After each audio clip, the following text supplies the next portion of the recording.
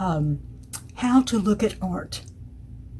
You might be saying, well, God, you look at it with your eyes. What more is there? Well, there's a lot. A lot of times when you look at art, the first thing you think is, I love it, I hate it, I'm indifferent, how much does it cost, things like that. But we want to make a real focused view of the steps that you can go through to understand art. There are five. Form, subject, content, context, and I never can say this right, iconography. The quick little kind of cheating terms is form is what it looks like, subject is what it is, meaning is what you get out of it, context, is there something about it that to place it in context, to identify it in time, something like that. And let's see, the last one, iconography. That's probably a term that you haven't heard before, but actually you already know it. It is the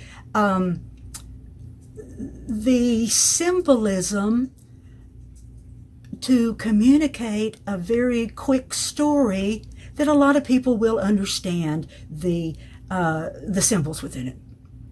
More in a second. Now we'll take this example right here. We see that it is a blue horse, and it's rearing up. It's, what do you call that when they rear up? I don't know. But it's rearing up. So it's, it's got glowing eyes. Its backdrop is, first of all, the major consideration is that it's a very stormy sky. We can see that. Looks like flashes of lightning happening. Very dramatic. And along the bottom, we can see a kind of a yellow tone of lighting. So shows us it's artificial lighting. And it's in a long, skinny strip. So it looks like, it's a major architectural, maybe some kind of business. It's not done in a decorative way. And then at the very bottom, we can see that the space around the horse is completely dark. There's a lighted pedestal underneath the horse with two very bright glowing lights there. Otherwise, it's totally black. So it shows us a depth that this horse is perhaps an ornament or a focus of this human architecture in behind of it. So, it must have some relationship to this. Its tail is very dark and it's swooping around in a dramatic curve. The mane is standing up. Consider the aspect of content, meaning. First of all, what do you think was the artist's intention in creating this piece of artwork? Are they trying to communicate something that's in their life? Are they trying to make a statement? And what would that be? The next consideration that we'll have is, what do you think the audience perception of this artwork is? And then, what is your personal perception? Do you does it click something in you? Does it remind you of something that is in your life or in your consciousness of familiarity? To kind of spin stories around in your head that are personal to you. Have you ever ridden a horse? Did you grow up with a horse? Do you ride Broncos? Build up. They'll combine into a meaning for you. And when you think about that meaning, it'll be like when you did your love-hate assignment. It'll be, what is your response to this artwork? Context.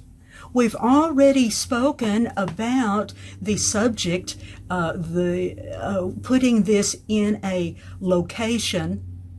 The context of this is this horse in front of this long strip of buildings that are kind of anonymous looking, and it's spotlighted, and there's all this black around it. So we think, well, I guess this is in a public area. I guess it was meant to be in this public area. Things like that. It looks like it was done in the context of what period of time? It looks modern. Next consideration in how to look at art, and that is iconography. Iconography, $20 word, but what it means is a story that is legible, that is understandable by many people. Perhaps the symbolism used in it is something that's uniquely American, African, Asian, things like that, South American, all those that have pretty recognizable styles once you start delving into this subject. Now, let's see, take, for example, let's talk about Christian iconography. A picture of a cross, and it goes like this and it goes like this, and the vertical part of it is longer at the bottom than it is at the top. What do you think? Christian cross, right? Yeah, Christian cross. Boom, everybody in the world, you don't have to tell anything about that story because they know Christian cross. Do you know the difference between the Protestant cross and the Catholic cross? Well, very easy distinction. The Catholic cross focuses on telling a story that is very identifiable. It would be Christ on the crucifix. Have you ever seen on a cross symbol, have you ever seen anybody else? No, you're going to see Jesus Christ on a cross in a crucifixion pose. The Protestant aesthetic, which is the art style, is to have a bare cross, because the Protestant focus is on Jesus Christ being resurrected. So therefore, it's a symbol with the empty cross. You won't ever see anything going back like that.